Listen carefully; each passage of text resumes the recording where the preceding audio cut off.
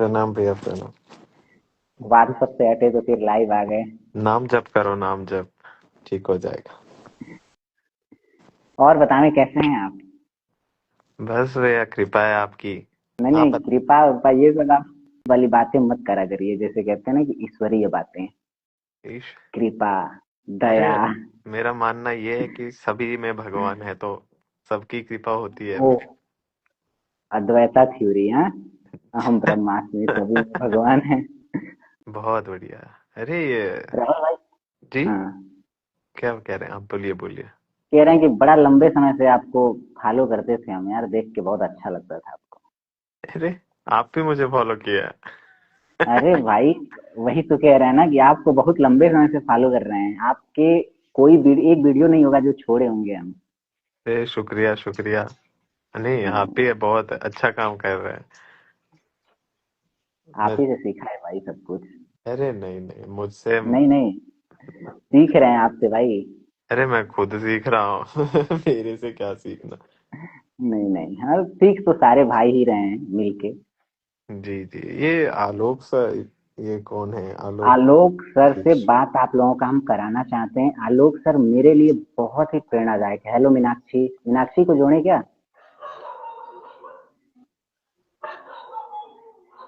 हाँ आ गए भैया।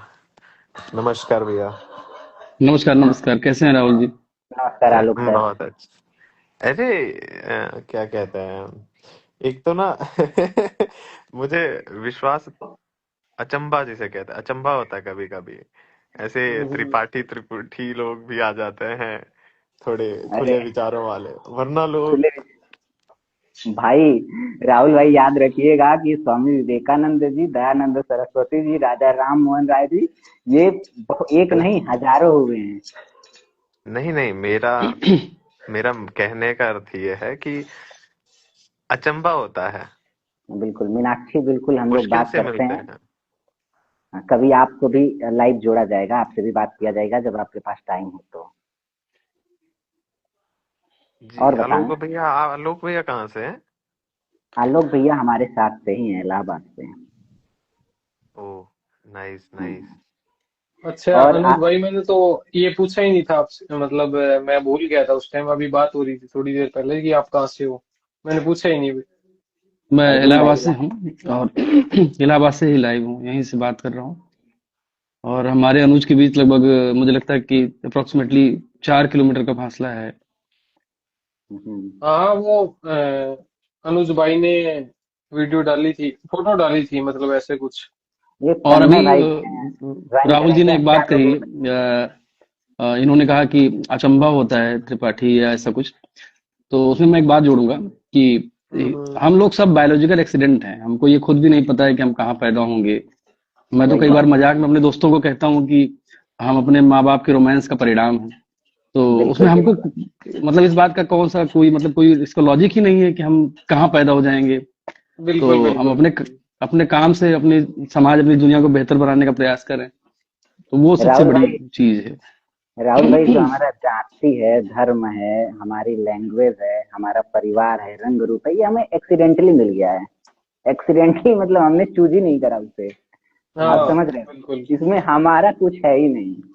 तो फिर वही है ना कि इस चीज को लेकर के यदि कोई गर्व कर रहा है या फिर कोई अपने आप को हीन महसूस कर रहा है तो मूर्ख है एक शब्द में।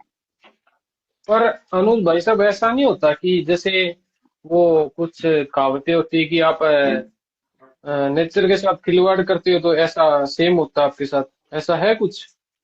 क्या कहते हैं? देखो यार। जैसे आप हाँ, आपा बोलते हैं कि आप प्रकृति के साथ खिलवाड़ करते हैं, सेम होता है। ऐसा होता है कुछ? देखो, कहते हैं ना कि हर चीज का एक चक्र होता है। कार्बन चक्र आपने पढ़ा होगा, पढ़ा है रसायन मैंने। चक्र आपने पढ़ा होगा, तो चक्र तो है। आप प्रकृति को डिस्टर्ब करोगे, प्रकृति संतुलन बनाने के लिए उस चीज को फिर से क्या करेगी, रिवाइज तो करेगी ना। तो ये अवसर तो मिल। होना है। जैसे जैसे आप नदियों के, मान के चलो, नदियों के प्रवाह मुझे को आप रोक दिए देखिए, हम किसी एक कारण। मिनट में इंटरप्ट करूंगा।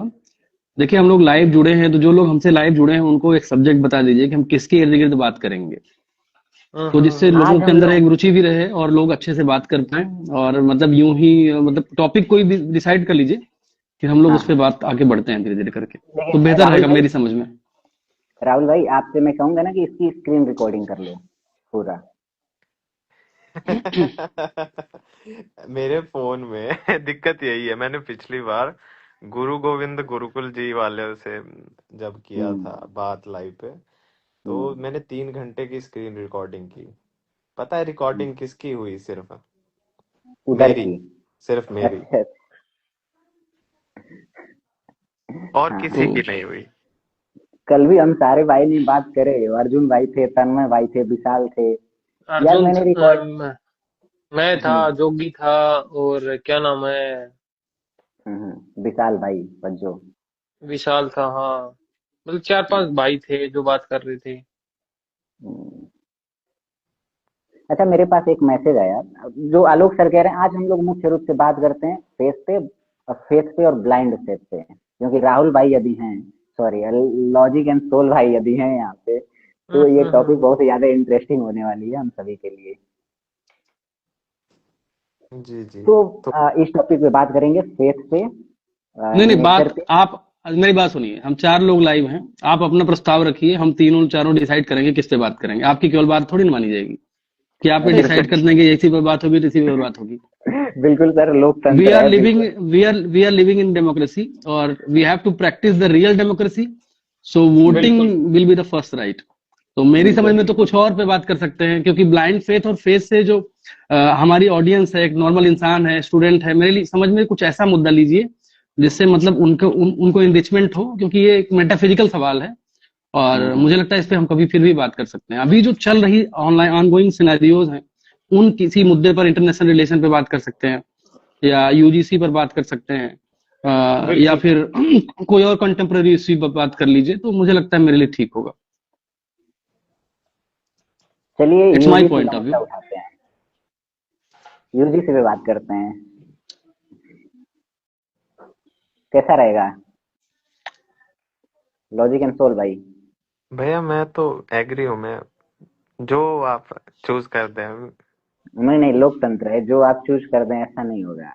नहीं, मेरी तरफ से वो नहीं है ना, वो क्या कहते हैं उसे, विरोध नहीं है किसी भी चीज का। सत्यम भाई, मैं ना मेटाफिजिकल का मतलब होता है, एक मिनट, सत्यम भाई पूछ रहे हैं कि मेटाफिजिकल मीन्स क्या होता है। सत्यम भाई, मेटाफिजिकल मतलब होता है ना, जो चीजें जिससे हम फील नहीं कर सकते, जिसे हम अनुभव नहीं कर सकते, कैसे, जैसे छू करके, जो भौतिक चीजें नहीं है, अभौतिक चीजें, उन्हें मेटाफिजिकल कहते हैं। जैसे आत्मा के विषय में बात करो, ईश्वर के विषय में बात करो, समझ रहे हो ना? ये तो ये सब मेटाफिजिकल चीजें हैं। क्या ये लॉजिक एंड एक सोल भाई? कमेंट आया है कि ऑडियंस से पूछिए किस पर बात हो जाए, ये भी बात ठीक है। बिल्कुल। बिल्कुल, बताइए, ऑडियंस आज का बताए। आप लोग बताइए किस पर बात किया जाए। 2 मिनट का टाइम देते हैं, बताओ आप लोग। चलो मैं बता देता हूँ, थोड़ा सा अर्जुन मेरा भाई। भी क्वेश्चन है, मैं बता हाँ देता हूँ। जैसे हाँ। आज के टाइम में लोग चाह रहे हैं कि हिंदू राष्ट्र होना चाहिए, ये चीज ठीक है? हाँ, इस पे भी कर सकते हैं। बिल्कुल। कर सकते हो, क्योंकि आपको लगता है कि हिंदू राष्ट्र बन जाएगा? मतलब मेरा ना हमेशा ये क्वेश्चन रहता है कि मुसलमानों की जो आबादी है, मुस्लिम जो एक लोग मिनट, हैं, मतलब वो भी इधर इंडिया के ही बंदे हैं, भारत के एक बंदे हैं, मिनट, लेकिन एक ये चाहते हैं कि उनको दबाया जाए, उनको मारा जाए। 30-35 करोड़ की आबादी है, क्या उनको भी मार देंगे, ये दबा देंगे उन लोगों को? अर्जुन भाई इस पे बात करेंगे। लॉजिक एंड सोल भाई के लिए क्वेश्चन है, शैलेश श्रीवास्तव भाई ने किया है कि लॉजिक एंड सोल भैया, आपका क्वालिफिकेशन क्या है? क्या आप इसका अरे नहीं जवाब देना नहीं, चाहेंगे? आप यहाँ का मुद्दा कीजिए ना शुरू, यहाँ पे जो हम बात हाँ हाँ, करेंगे। बिल्कुल बिल्कुल। नहीं नहीं, एक अनुज भाई कमेंट का मैं दे देखो, रहा हूँ कुछ रिप्लाई। कमेंट गलत भी आते हैं। जैसे इस भाई ने बात करा है, अमर दुबे ने, यूजीसी पे कर लो अगर उसमें दम हो तो। हम्म, कर लेते अमर हैं। दुबे अमर दुबे यूजीसी पे बात करते हैं, चल अपन यूजीसी जो चलो, चल रहा है वो क्या ठीक है या गलत है? चलिए मैं थोड़ा इस पे सबसे पहले अपना पॉइंट ऑफ व्यू रखूंगा, फिर आलोक सर रखेंगे, फिर हम ऐसे चलते हैं यूजीसी के विषय में। हाँ हाँ।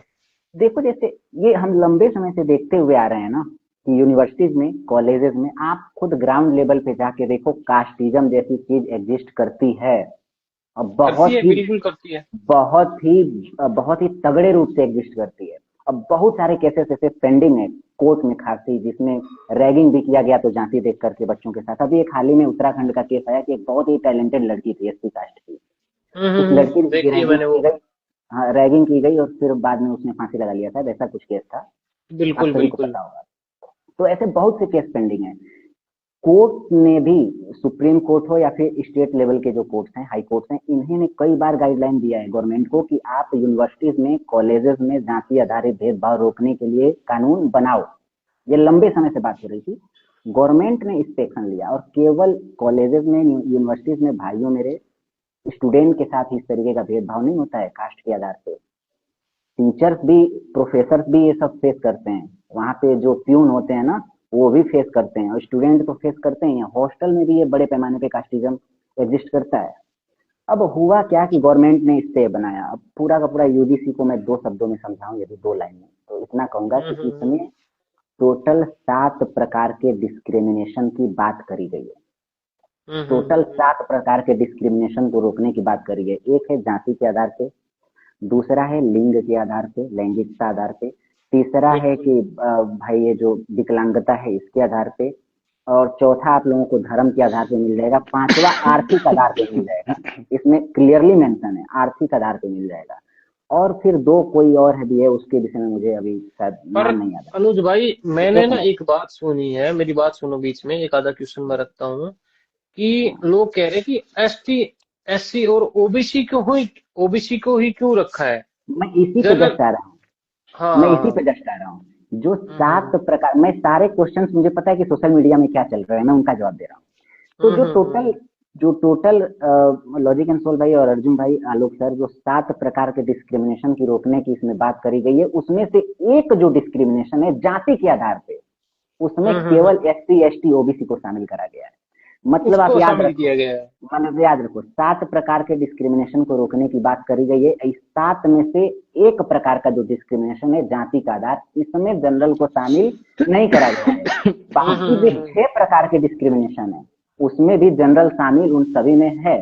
जैसे आर्थिक आधार पर डिस्क्रिमिनेशन होगा तो बच्चे आते हैं, महिलाओं के साथ डिस्क्रिमिनेशन होता है तो ये नहीं देखा जाएगा कि महिला जनरल है कि नहीं है, समझ रहे हो ना, कोई भी हो, विकलांगता के आधार पे। अब आप ये क्वेश्चन राइज कर रहे हो कि क्या जाति जाति के आधार पे भेदभाव में जनरल को क्यों नहीं शामिल किया जा रहा है, तो फिर कोई ये भी करेगा कि लैंगिक आधार पे भेदभाव को जो रोकने की बात की गई है उसमें पुरुषों को क्यों नहीं शामिल किया जा रहा है, केवल महिलाओं को क्यों। तो कोई आके ये कहेगा कि जो शारीरिक यानी कि विकलांगता के आधार पे भेदभाव रोकने की बात करी गई है उसमें भाई केवल विकलांगों को क्यों शामिल किया गया है, हमें भी शामिल कर लो, जो विकलांग नहीं है उनके साथ भी भेदभाव हो सकता है। समझो, जाति के आधार पे भेदभाव के मेजोरिटी जो केसेस होते हैं वो एससी एसटी के साथ होते हैं, उसके बाद से ओबीसी के साथ होते हैं, जनरल के साथ बिल्कुल 9 के बिल्कुल बराबर देखने को मिलता है। समझ भाई रहे हो ना। साहब, जनरल के साथ होता ही नहीं है, जहां तक मैंने देखा है हाँ, होता ही नहीं है। होता है जाति तो के वो आधार पे कहीं नहीं ना कहीं होता वो है, कहते और हैं ना, किसी आधार, और वो किसी कहते आधार हैं पे हो सकता है। वो कहते हैं ना कि गरीबी के आधार पे कर सकते हैं लोग, लेकिन जाति के आधार पे नहीं होता। लेकिन जो कुछ अनपढ़ बेवकूफ इन्फ्लुएंसर थे उन्होंने इस बात को इतना हाईलाइट करा कि भैया जनरल का बच्चा केवल इसमें विक्टिम ही हो सकता है। आप समझ रहे हो, उसने इस तरीके मतलब से मिसलीड करा सोशल मीडिया पे इस बात को। मतलब यही है कि लोग प्रैक्टिकल नहीं सोचते। उसके बाद से सेकंड नंबर पे इसमें प्रश्न उठाया जा रहा है कि जो यूजीसी कमेटी बनेगी जो इस तरीके के भेदभाव की जांच करेगी उसमें जनरल का कोई मेंबर नहीं होगा। ये भी हाँ, एक मेंबर नहीं होगा। पूरा का पूरा फाल्स बात है, झूठा क्लेम है, क्योंकि टोटल 9 मेंबर्स की बात करी गई है यूजीसी कमेटी में, और 9 मेंबर्स में से जो 3 मेंबर्स होंगे वो सीटें रिजर्व कर दी गई है, एक एससी के लिए, एक एसटी के लिए और एक ओबीसी के लिए। मतलब बाकी के जो 6 मेंबर्स हैं उनमें जनरल हो सकते हैं, केवल एससी एसटी ओबीसी के लिए एक एक सीटें रिजर्व करी गई है। लेकिन इसको भी ऐसे क्लेम करा गया है ना, क्योंकि इसमें लिखा गया है कि कम से कम एक एससी से, एक एसटी से, एक ओबीसी से सदस्य होना चाहिए। अब भाई उनको रिजर्वेशन इसीलिए दिया जा रहा है क्योंकि रिजर्वेशन के बाद भी इनकी सीटें नहीं भर पा रही हैं कई जगहों पे, आप देखो तो। समझ रहे हो ना, इसमें एक एक सीटें इसीलिए उनके लिए रिजर्व करी गई हैं। तो इन्फ्लुएंसरों का सब ये सब कुछ है यार। बाकी तो मैं देखो, आप खुद देखो, मंडल कमीशन जब आया था ओबीसी के आरक्षण की बात हुई थी, आप राहुल भाई खुद देखना, सॉरी लॉजिक एंड सोल भाई आप खुद देखना, आज आपका तो रियल नाम लगे तो क्या अरे हुआ ना, तो क्या हुआ ना, मंडल कमीशन जब आया था, ओबीसी की आरक्षण की बात हुई थी, आप देखो पूरे देश में आग लगाई गई कि नहीं, पूरे देश में हो हल्ला मचाया गया कि नहीं, लेकिन इससे चीजें बेहतर ही हुई। ऐसे ही जब 3 तलाक बिल आया, 3 तलाक कानून आया, तो मुस्लिम समुदाय ने पूरे देश में झक मार दी थी भाई कि मैं ये कर दूंगा, वो कर दूंगा, नहीं पास होने दूंगा। लेकिन चीजें बेहतर हुई कि नहीं उसके बाद? ये चीज था कि नहीं अच्छा इस देश के लिए? हाँ हाँ, ये था। ऐसे ही जब हिंदू कोड बिल लागू हो रहा था, उस समय भी बहुत विरोध हुआ इसका कि महिलाओं को यदि दे दिया जाएगा संपत्ति का अधिकार, पिता के संपत्ति में, तो देखो परिवार टूट जाएंगे, घर टूट जाएंगे, ये हो जाएगा, वो हो जाएगा। महिलाओं को तलाक का अधिकार दे दिया जाएगा तो ये हो जाएगा। लेकिन इससे चीजें बेहतर ही, तो हो हल्ला जिनको करना है करने दो इन अनपढ़ों को, क्योंकि इन्होंने किया है हमेशा से ही। जब भी कोई सकारात्मक बदलाव होता है ना, तो वो समुदाय जो मलाई खा रहा था उसे दिक्कत होती है। और यहाँ पे मैं जाति की बात नहीं कर रहा, मैं यहाँ पे सबकी बात कर रहा हूँ। मुस्लिमों को भी दिक्कत हुई थी जब 3 तलाक बिल आया था, तो अब मैं इसके साथ भी कहता हूँ यूनिफॉर्म सिविल कोड भी लागू होना चाहिए तो यूजीसी अभी के हम साथ। ये आलोक भैया का पॉइंट ऑफ इसके व्यू ऊपर सुनिए। जानना चाहेंगे। हाँ, इंटरेस्टेड तो हम भी हैं। मैं अनुज भाई की सबसे नीचे की जो बात कही गई है उससे मैं अपनी बात शुरुआत करूंगा। इन्होंने कहा यूनिफॉर्म सिविल कोड बिल लागू होना चाहिए, लेकिन मैं यहाँ पे रिप्लाई करूंगा कि हमारे देश में यूनिफॉर्म सिविल कोड संभव ही नहीं है। पहली चीज तो इम्पॉसिबल बात है। उसका रीजन क्या है कि हमारे देश में इतनी डाइवर्सिटी है, अपने फेथ हैं, अपने कल्चर हैं, अलग अलग रिलीजन है, रिलीजन में भी रिलीजन है और रिलीजन में संप्रदाय है। अब नागालैंड में जो रिलीजन होगा, जो उनके पर्सनल लॉज होंगे, उनको आप यहाँ पे लागू नहीं कर सकते हैं। और जो 370 आर्टिकल के अलावा 371, 372, 373 है इंडियन कॉन्स्टिट्यूशन में, जो विशेष राज्य के दर्जे की बात करते हैं। खैर मैं विषयांतर नहीं करूंगा, लेकिन मेरा मत ये है कि अभी अब हमारा देश एकदम रेडी नहीं है यूनिफॉर्म सिविल कोड के लिए।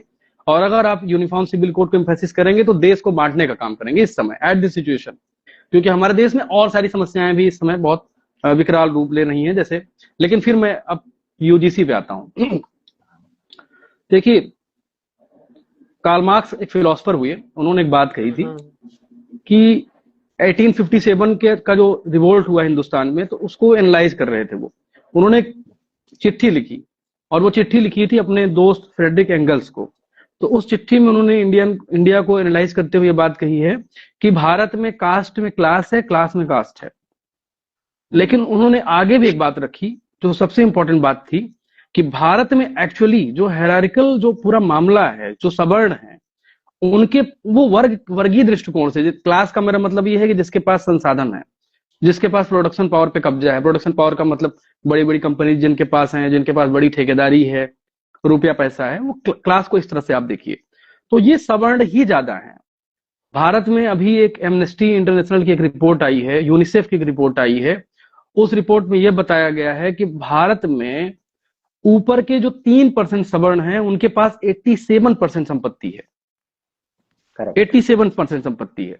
इसका मतलब है कि हमारा जो डिस्क्रिमिनेशन है, हमारी जो सोसाइटी का भेदभाव है, उस भेदभाव को अगर हम क्लास के दृष्टिकोण से भी देखते हैं तब भी हमारे सोसाइटी में जो कास्ट है वो प्रिवेल करती है। यानी जो लोग सवर्ण हैं वो सोसाइटी में लंबे समय से शासन करते आए। तो पहली बात तो भेदभाव करने की बात, उनके पास नगण्य भेदभाव होता है यूनिवर्सिटी में। मेरा अपना खुद का भी एक्सपीरियंस है ये। तो ये जो बात लोग कह रहे हैं कि सवर्णों के साथ भी भेदभाव होता है, तो ये तो ऐसी बात हो गई जैसे कि मतलब पानी में आप पत्थर मारते रहो और कोई जीव आ जाए, उस जीव पर लग गया तो उसकी जान चली जाए, बहुत कम संभावना होगी मरने की। तो मतलब पहली बात तो ये डिस्क्रिमिनेशन का पॉइंट एकदम मतलब लॉजिकल नहीं है। अभी सीधी सीधी बात है कि जिन कम्युनिटीज के साथ डिस्क्रिमिनेशन हो रहा है उसमें सबसे ज्यादा डिस्क्रिमिनेशन होता है एसटीज के साथ। एसटीज के साथ सबसे ज्यादा डिस्क्रिमिनेशन होता है। उसकी बात हम कम करते हैं, एससी के बारे में बात करते हैं, हालांकि वो हमारी आबादी का 8 से 9% है पूरे देश का, और वो कल्चरली हमारे लिए बहुत इंपॉर्टेंट है। क्योंकि हमारे ना तो वाइल्ड लाइफ के दृष्टिकोण से आप देखोगे, माइंस के दृष्टिकोण से देखोगे, मिनरल के दृष्टिकोण से देखोगे, तो दे आर आवर एसेट। लेकिन उनका एसेट देश के 1%, 2% जो पूंजीपति हैं, कैपिटलिस्ट तबके हैं, वो उनको खोद के, उनका अपना माइंस पर कब्जा करके इस देश के सारे संसाधनों पर कब्जा करके बैठे। एक बात और मैं जोड़ूंगा यहाँ पे, थोड़ा यूजीसी से जुड़ी हुई बात है लेकिन थोड़ा विषयांतर करूंगा। बहुत सारे लोगों को कंफ्यूजन होता है कि भारत की आबादी बढ़ रही है इसलिए हमारे पास खाने का संकट है, इसलिए रोजगार का संकट है। ये एकदम फेक बात है, एकदम फर्जी बात है। 1957 में भारत की जीडीपी से आप 2025 की जीडीपी की तुलना करेंगे तो भारत की जीडीपी 247 गुना बढ़ चुकी है। अब 247 गुना आपकी अगर जीडीपी बढ़ चुकी है, लेकिन आपकी आबादी कितने गुने बढ़ी है? आपकी आबादी केवल 6 गुना बढ़ी है। कहने का मतलब है कि संसाधनों का वितरण गड़बड़ हुआ है। ऐसा नहीं कि आपकी आबादी बढ़ने की वजह से समस्या बढ़ गई है। आज देश के कुछ लोगों के पास संपत्ति का केंद्रीकरण है, कुछ लोगों के पास संपत्ति एकदम नहीं है। 2014 के बाद से आप लोग खुद जानते हैं कि 2014 के बाद से किसकी संपत्ति बढ़ी है, किसकी घटी है। बहुत बड़ी आबादी है जिसकी संपत्ति लगातार घटी है, और बहुत छोटी आबादी है जिसकी संपत्ति लगातार बढ़ी है। बिल्कुल। तो अब हम यूजीसी की ओर लौटते हैं। अभी एक रिपोर्ट आई है नीति आयोग की 2025 में। उस रिपोर्ट में यह दावा किया गया है कि 57 लाख स्टूडेंट ने ग्रेजुएशन के दौरान यूनिवर्सिटीज को छोड़ दिया, और इन 57 लाख स्टूडेंट में 53 lakh student SC ST OBC से हैं। अब आप मतलब इसको सोचिए, 4 लाख अदर रह गए जो। हाँ 4 लाख अदर रह गए, 4 लाख अदर, जिसमें कुछ माइनॉरिटीज से हैं और कुछ सवर्णराज हैं, कुछ सवर्णराज हैं। अब बताइए 55 लाख में 1 लाख सवर्ण है। अब इस कितना परसेंट है ये? 2% के आसपास, 2% के आसपास। और यूनिवर्सिटी में मैंने डिस्क्रिमिनेशन, मैं खुद यूनिवर्सिटी में पढ़ा, यहां पढ़ा, दिल्ली पढ़ा, मैंने एक चीज नोटिस किया है कि जो डिस्क्रिमिनेशन होता है वो डिस्क्रिमिनेशन 2 तरह का होता है। पहला डिस्क्रिमिनेशन होता है जो सोचा समझा रणनीति के तहत होता है कि भाई इस पर्सन को बुली करना है, ये तो इस कास्ट का यार बड़ा बन रहा है, हीरो बन रहा है, इसको मारो, इसको ठीक करो। दूसरा डिस्क्रिमिनेशन होता है जो आपके सबकॉन्शियस माइंड में होता है, और वो ज्यादा डेंजरस डिस्क्रिमिनेशन होता है, क्योंकि आपको पता ही नहीं होता कि आप सामने वाले को डिस्क्रिमिनेट कर रहे हो।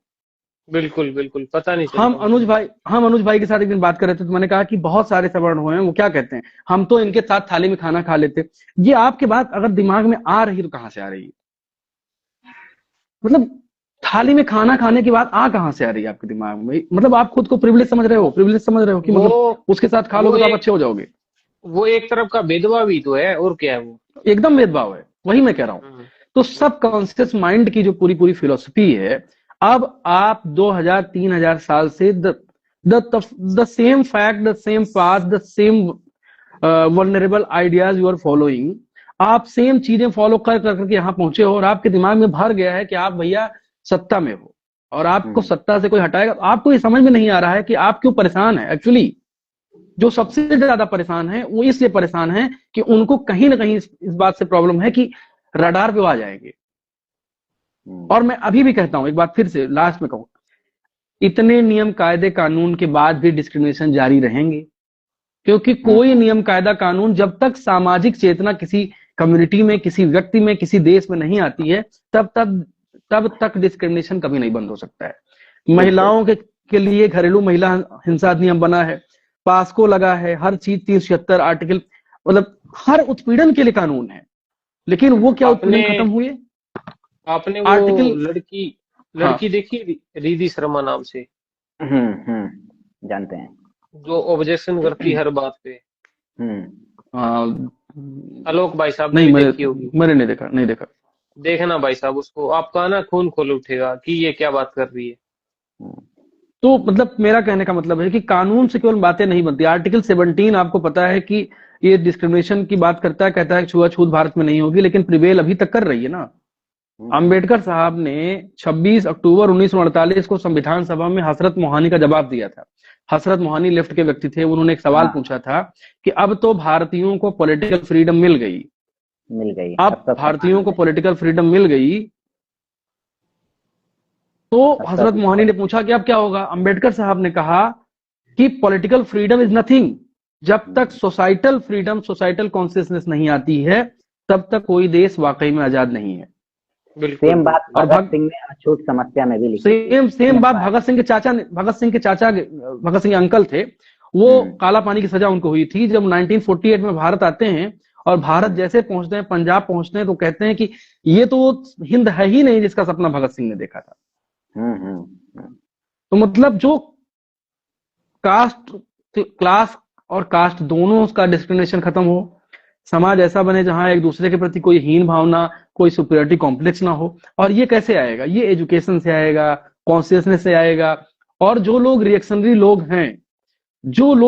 लोग हैं, मान लीजिए कि एक कम्युनिटी जो लगातार लंबे समय से उत्पीड़न झेल रही है, जैसे मैं सो कॉल्ड सवर्ण हूं, आई एम एक्सेप्टिंग, मैं प्रिविलेज्ड हूं, मैं भले जाति को नहीं मानता हूं, लेकिन सवर्ण होने का फायदा मुझे इनडायरेक्टली मिलता है। बिल्कुल। भले मैं इसको नहीं मानता हूँ, एकदम नहीं मानता हूँ, मैं सिरे से खारिज करता हूँ। और सो कॉल्ड जो मेरे सवर्ण जो लोग हैं, जो मुझे जानते हैं, मेरे गांव आसपास के लोग, वो बहुत सारी चीजें मेरे अंदर नहीं पसंद करते, क्योंकि मैं इसके खिलाफ बात करता हूँ। भाई लेकिन साहब, इसके आलोक बावजूद भाई भी साहब, आलोक एक भाई मिनट साहब, बस मुझे दे आज दीजिए, उसके बाद फिर हाँ, एक मिनट मुझे दे दीजिए, बस एक मिनट, बस मैं कंक्लूड कर दूंगा। इसके बावजूद भी इसका फायदा मुझे इनडायरेक्टली मिलता है। इसका क्या मतलब? इसका मतलब यह है कि अगर कोई सोसाइटी, कोई कम्युनिटी लंबे समय से उसके साथ डिस्क्रिमिनेशन हुआ है, तो आप कई बार उसके रिएक्शंस को भी टॉलरेट करिए, बिकॉज वो हमारे परिवार हैं। और इस देश के लोग, हम अगर हमारे कम्युनिटी में, हमारे देश में, अगर हमारे परिवार के कोई कम्युनिटी अगर कम विकसित हो पाई, अपने रीजन्स की वजह से नहीं हो पाई, उसके साथ डिस्क्रिमिनेशन हुआ, तो हमारे भाई हैं, ये हमारा दायित्व है कि उनकी चीजें हम सुने और उनके साथ खड़े हों। तो यूजीसी बिल में जो ऐसी मुझे कोई प्रॉब्लम नहीं नजर आ रही है, और मुझे लगता है कि इस पे नहीं जो है आगे बढ़ना प्रॉब्लम, चाहिए। हाँ, प्रॉब्लम नहीं है, यूजीसी बिल में कोई प्रॉब्लम नहीं है, बट बिल नहीं, कुछ रेगुलेशन है ये, ऐसे सॉरी, ये कुछ रेगुलेशन है। कुछ कुछ ऐसे लोग हैं जो आरक्षण के खिलाफ है, बिल्कुल खिलाफ है, बोला इसको खत्म करो। पर बट चल ठीक है, मैं मानता हूँ खुद को कि चल मेरे को भी आरक्षण की, चल मेरे को जरूरत नहीं है, मैं मानता हूँ। लेकिन बहुत से ऐसे केस हैं जहां आरक्षण जरूरी है, लेकिन वो लोग समझ क्यों नहीं पाते उस चीज को। मैं एक इस, सिंपल सी बात यहाँ पे अपने जोड़ना चाहता हूँ। आलोक सर ने बहुत अच्छी बात अनुज कही। भाई एक बात मैं कर दूं लास्ट में, फिर आप अपनी बात करिएगा। आपने जब इंट्रो की शुरुआत की थी, तो उसमें दो चीजें मुझे लगता है ऐड होनी चाहिए थी। 2015 में एक मामला होता है हैदराबाद केंद्रीय विश्वविद्यालय, हैदराबाद सेंट्रल यूनिवर्सिटी में, रोहित वेमुला से जुड़ा हुआ हम्म। एक ऐसा ब्राइट स्टूडेंट जो इस देश को, इस समाज को बहुत कुछ दे सकता था, और कास्ट बेस्ड डिस्क्रिमिनेशन की वजह से उस लड़के ने सुसाइड पर की। और बिल्कुल। रोहित वेमुला के सुसाइड के बाद केंद्र सरकार ने, बताइए कितनी बड़ी लापरवाही, 10 साल आपको लग गया कमेटी बनाने में। तो सरकार से भी सवाल पूछना चाहिए कि हम्म। 10 साल आप क्या कर रहे थे, आप कब जो की है बात 10 है साल भाई क्या साहब कर ये? रहे थे। ये 2015 की बात है। हम्म। अच्छा अच्छा। रोहित वेमुला बहुत बड़ा नाम है, और मतलब बिल्कुल कि बिल्कुल। मतलब ही ये he was just brilliant scholar. और कार्ल सागान का लेख लिख के उस बंदे ने मतलब आत्महत्या की थी। और आत्महत्या करना कोई बहुत बहुत मुश्किल काम है, जो लोग कहते हैं कायरता है, ये बहुत मुश्किल काम है। बहुत मतलब बहुत कुछ करके आदमी बहुत कुछ झेल के, जब उसको लगता है कि अब कोई रास्ता नहीं बचा है। तो सरकार ने 10 साल क्या किया, सरकार से भी सवाल पूछना चाहिए ना हम लोगों को, कि सरकार ने 10 साल क्या किया, कैसे किया। आज 10 दूसरी बात, साल एक बात बाद ये और है, बिल लेकर आए हैं। यूजीसी यूजीसी बिल में आपने कमेटी को बना दिया, ये बना दिया, वो बना दिया, लेकिन सवाल है कि आप यूनिवर्सिटी में वाइस चांसलर किसको बना रहे हो? वाइस चांसलर उसी शाखा में चुटिया पहन के जाने वाले लोगों को बना रहे हो आप।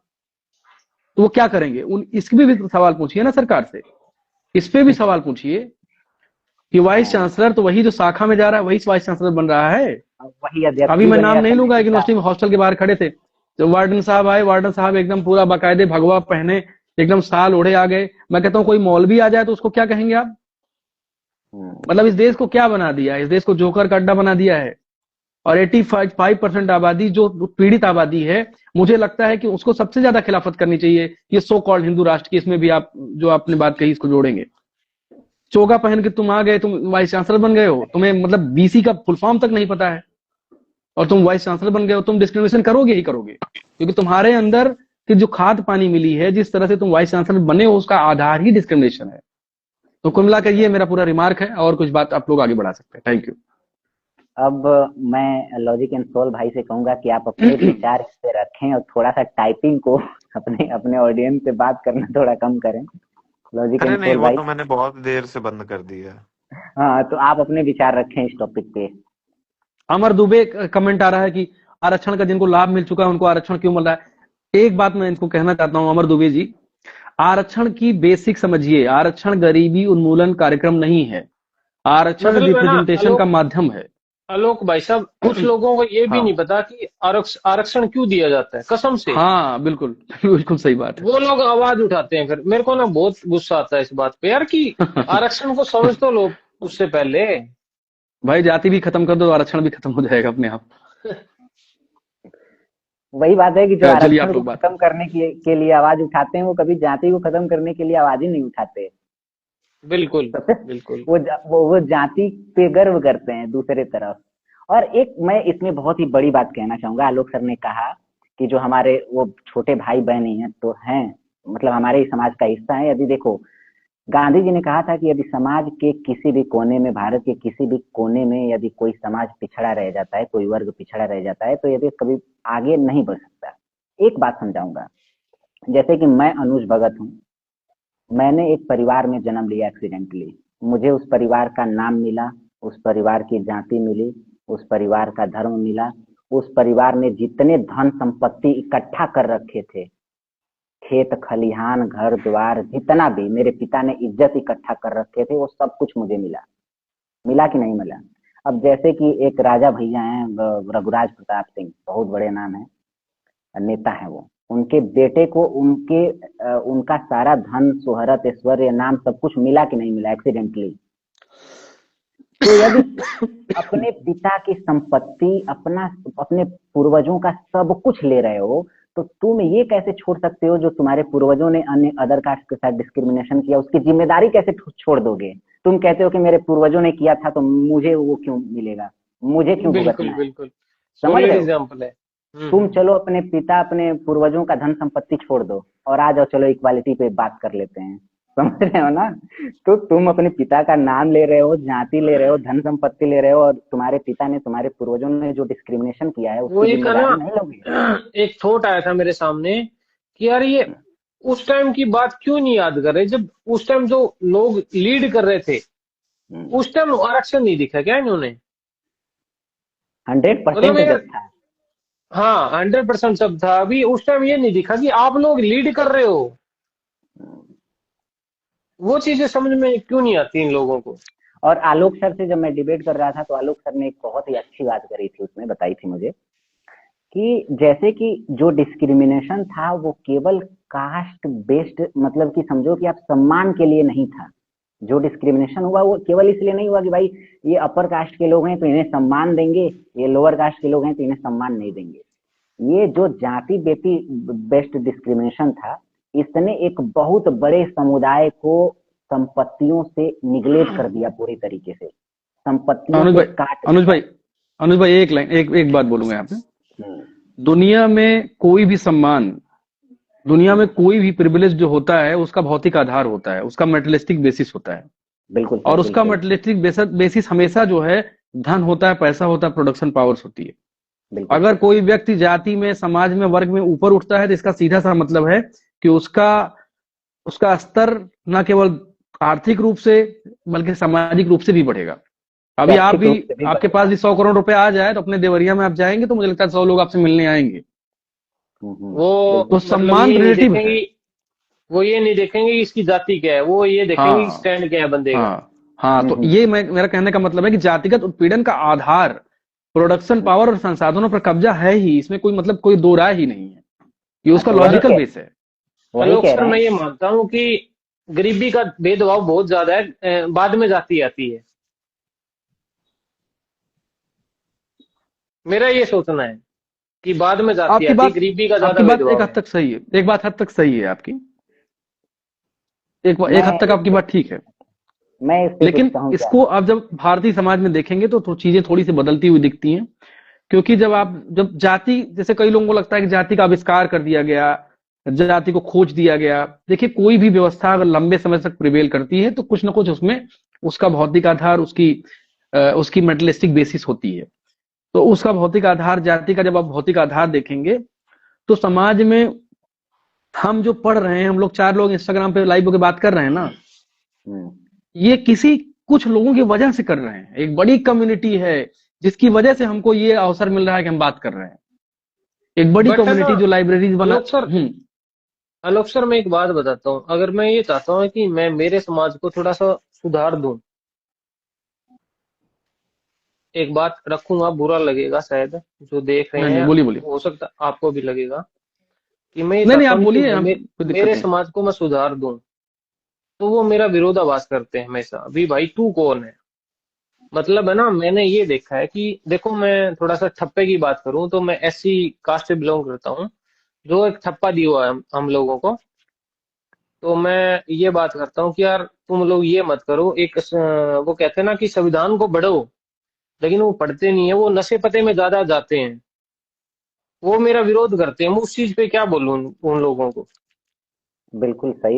एक मिनट, आपने यही कहा ना कि जो खास करके जो भीमवादी हैं इस समय डॉक्टर अम्बेडकर को भाई मानने का साहब, दावा करते हैं। उनको संविधान एक का मिनट, सह नहीं पता होता। एक मिनट, एक मिनट।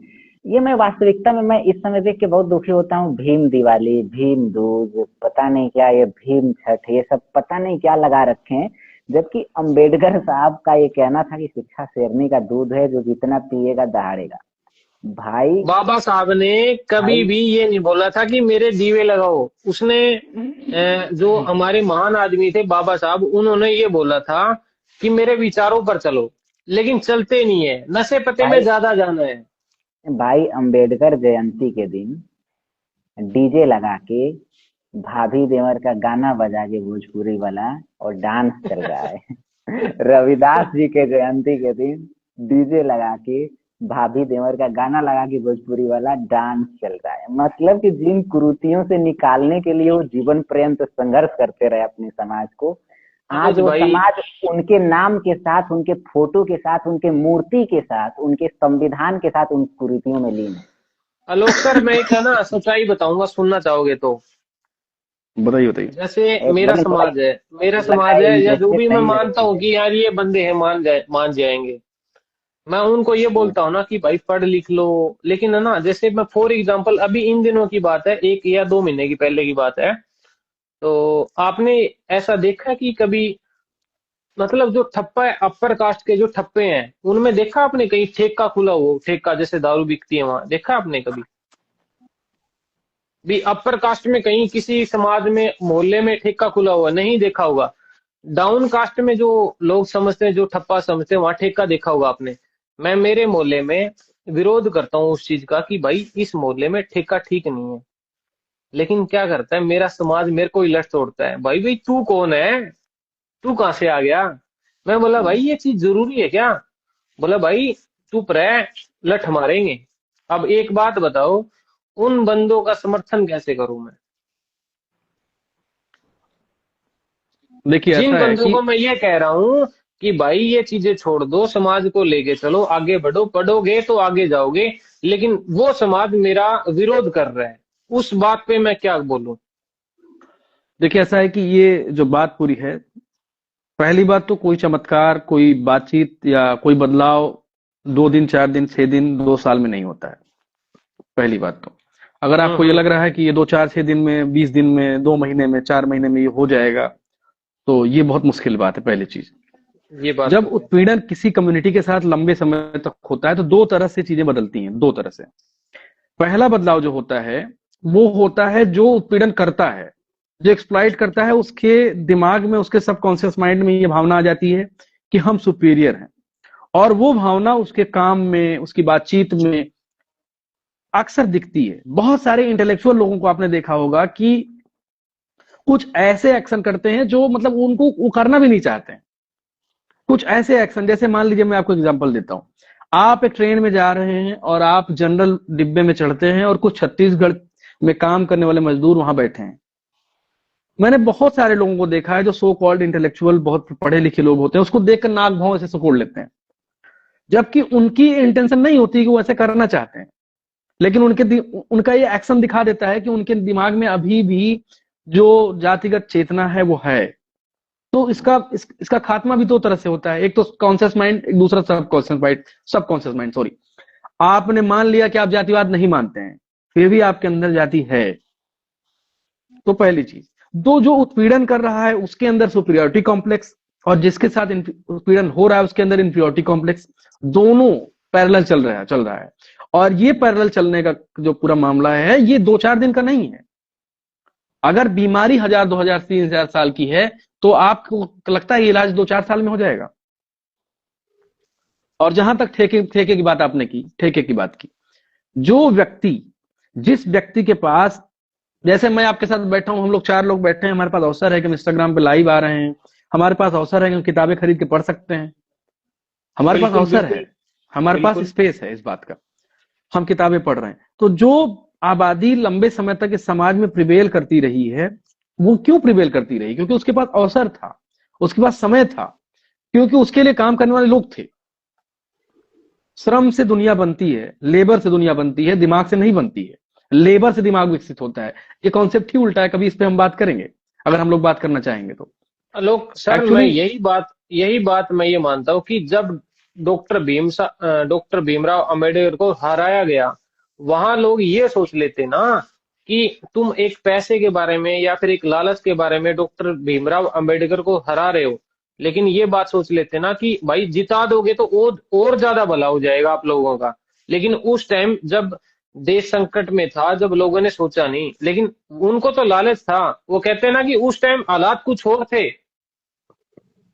उस टाइम हालात कुछ और थे देश के, कि लोग सिर्फ, वो कहते हैं लालच में आ गए। लोगों ने एक ये देखा कि तुम्हारा फायदा हो रहा है, तो डॉक्टर भीमराव अंबेडकर को हरा दिया। हाँ, ये तो खैर अपने ऐतिहासिक रीजंस हैं, कारण भी है। लेकिन मैं इसमें एक बात ये भी कहूंगा कि 1947 की जो कॉन्स्टिट्यूंट असेंबली थी, संविधान सभा थी, वो संविधान सभा आज की तुलना में तो मुझे लगता है बहुत पढ़ी लिखी, बहुत समझदार जमात थी वो। उस जमात में ज्यादातर लोग जो है जनरल कास्ट थे, सवर्ण थे, सो कॉल्ड हिंदू जातियों से थे, जो उच्च जातियां। एक बात और कहूंगा कि उसमें तो दलितों को हिंदू कहा भी नहीं जाता था। ये भी अनुज भाई आप जानते होंगे इतिहास में कि हिंदू का जानते मतलब तो, सवर्ण बट कास्ट और दलित देखो मतलब बट इस बाबा तरह की साहब बात को की जाती हराने थी। वाले कौन लोग थे? अपने ही लोग थे भाई साहब, और कोई नहीं था। वो हाँ, डिबेट है, लेकिन हम उस पे हम लंबी कभी बात वो कर सकते वो हैं, बहुत हमको लगता अलग है। चीज है, समझ रहे हो अर्जुन भाई। लेकिन मैंने जो आपसे बात कही कि उनको ठेके वाली बात आपने कही कि ठेका खुल जाता है। देखिए, जिस कम्युनिटी के पास लंबे समय से इस तरह की का सिस्टम रहा है, प्रॉब्लम रहा है, डिस्क्रिमिनेशन रहा है, उसको लगता है कि अपना काम करने के बाद थोड़ा सुकून के लिए कुछ ना कुछ चीजें वो करता है। बिल्कुल बिल्कुल। सवर्ण सवर्ण कास्ट के पास बहुत काम है जो सोसाइटी में प्रिवेल कर रहा है। और ऐसा नहीं कि उनके मोहल्ले में ठेका नहीं है, ये बात मैं थोड़ा सा वो करता हूँ। बहुत सारे मोहल्ले में ठेका है, लेकिन अंग्रेजी सर आपके ठेके हैं आपके यहाँ, हो सकता है कि वो क्या बोलते हैं उसको। इसके सर बहुत सारे रीजन होते हैं, जैसे कि सबके अपने बहुत रीजन होते हैं, एक रीजन नहीं है इसका। एजुकेशन है, सोसाइटी की संरचना है। लंबे समय तक उनके पास ज्यादा कुछ उम्मीदें नहीं होती है, उनको यही होता है कि जीवन यही है, क्योंकि वो मजदूरी करके बेचारे एक तो अपना फैमिली चला रहे हैं कि 500 पाए, फैमिली कैसे भी चलती रहे। अब हाँ जिसके पास उम्मीद होगा कि हमें फ्यूचर में बहुत कुछ करना है, मुझे इकट्ठा करना है, कुछ लेना है, बच्चों को पढ़ाना है, जिसके पास इतनी मेंटेलिटी होगी, इतना ज्ञान होगा, वो तो कुछ रिजर्व करेगा ना, जिसके पास अच्छा कुछ आएगा। बट अब बट जैसे कि अनुज भाई, एक मिनट अर्जुन भाई, मैंने हाँ एक मिनट। अब जैसे कि आप देखते हो ना, पीते तो सब हैं, हर कास्ट के लोग पीते हैं। अब कोई ओल्ड मॉन्क पीता है तो कोई पौवा पीता है, समझ रहे हो आप।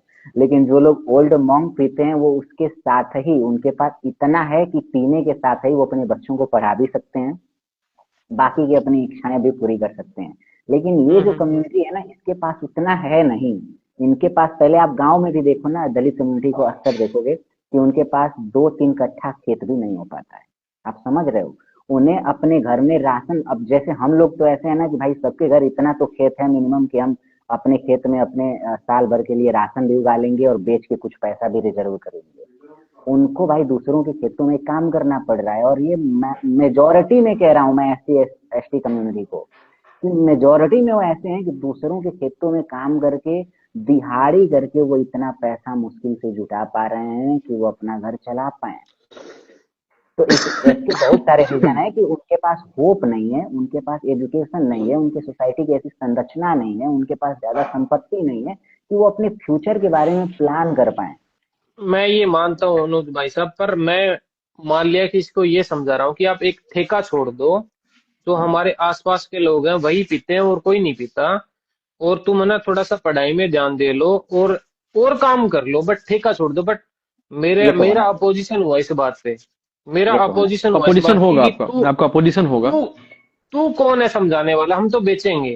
तो मैं ये सोचता हूँ यार, ये लोग समझ क्यों नहीं पा रहे इस बात को। इसका मैं एक बहुत ही सिंपल सा आंसर देना चाहूंगा। जैसे मान लो आप 2 भाई हो, ठीक है, आप 2 भाई हो, वैसे ही सोचो ना कि इस समाज में इस जितने भी सब हैं, ये सब हमारे भाई हैं। अब 2 भाई हो, एक भाई आपका गलत जा रहा है ना, तो आपको देखा नहीं जाएगा, आप उसको रोकोगे, आप उसको टोकोगे, आप उसको समझाने का प्रयास करोगे, क्योंकि आप उसे अपना मानते हो। और फिर वो भाई क्या करेगा, आपको अपना दुश्मन समझने लगेगा, आपको डांटेगा, आप हाँ, ये रोकोगे। मेरा अपोजिशन क्यों कर रहा है। एक मिनट समझना। हाँ, आप उसके गलत काम पे उसको रोक रहे हो, उसको डांट रहे हो, उसको समझा रहे हो, उसको पढ़ने के लिए कह रहे हो, लेकिन वही भाई आपसे धीरे धीरे नफरत करने लग रहा है, आपको बोल रहा है, डांट रहा है। उसको ये लगता है कि यार ये तो मुझे मुझे रोक रहा है, मुझे अपोज कर रहा है, ये क्यों मेरे मामले में कर रहा है। तो हमें भी भाई उब नहीं जाना है। हमारे पास भी ऐसा आता है कि बहुत ज्ञानी बन रहा है, हमें उब नहीं जाना है। हमें ये मानना है कि हमारे भटके हुए भाई हैं, भले ये हमको गाली दे रहे हैं, लेकिन इनके लिए हम करते रहेंगे, लड़ते रहेंगे। यहाँ पे हमें गांधीवाद को अपनाना होगा, इनके तमाचे खा के इनके लिए हमें करना होगा। बट अनुज भाई सच में मैंने ना मेरे गांव के आसपास में या मेरे खुद के गांव में मैंने ये देखा है कि जो ठेका होता है ना, वो जो ये ST ST के जो लोग रहते हैं, SC ST के जो लोग रहते हैं, उनके आसपास ही ठेका होता है। बाकी अदर कोई भी समाज, जिस हम ठप्पे की बात करते हैं, वहाँ ठेका नहीं होता। और उनको जब हम बंद करने के लिए बोल देते हैं ना कि भाई तुम रहने दो, ये काम रहने दो, ठेका हम गांव से बाहर करते हैं, तो वो लोग मानते नहीं है भाई, कसम से नहीं इसके मानते हैं यार। इसके भी अर्जुन भाई कई सारे रीजन होते हैं। अब देखो, सवर्ण समाज, ओबीसी समाज या फिर अन्य जो पढ़ा लिखा वर्ग है, वो इतना जागरूक है क्योंकि जहाँ पे दारू के ठेके होते हैं, शराब के ठेके होते हैं, उस जगह पे क्राइम बढ़ने के चांसेस भी रहते हैं। समझ रहे हो? बिल्कुल उस जगह पे बहुत सारी अब गलत चीजें भी हो सकती हैं। तो कभी भी पढ़ा लिखा एक वर्ग जो है, जागरूक वर्ग जो है, वो अपने आसपास दारू के ठेके खोले जाने का विरोध करेगा। आप समझ रहे हो ये बात? लेकिन बिल्कुल ये बिल्कुल। समाज इतना जागरूक ही नहीं है कि अपने भले के बारे में सोच पाए। समझ रहे हो ना?